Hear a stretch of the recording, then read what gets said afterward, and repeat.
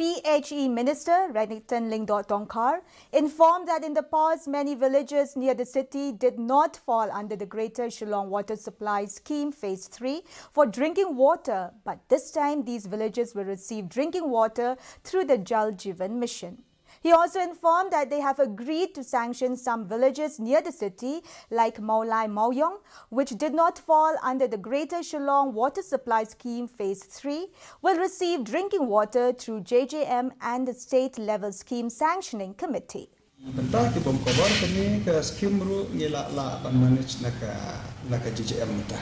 kum Mauyong hak bakam cover kini tinggi lah yo untuk ke SLSSC last ke bagi Shillong last la de clear ya kena ke skim ya corruption ya ke bagi dan mentah di pun dia kot dia selah bad ke ministry ya ke ba ni kerman ba very soon ini yo ban clear ini ba koi bad ban yo menteri no ya kini ki badang bompat cover kena ke Greater Shillong Water Supply Scheme Phase 3 ini yo ban dia ke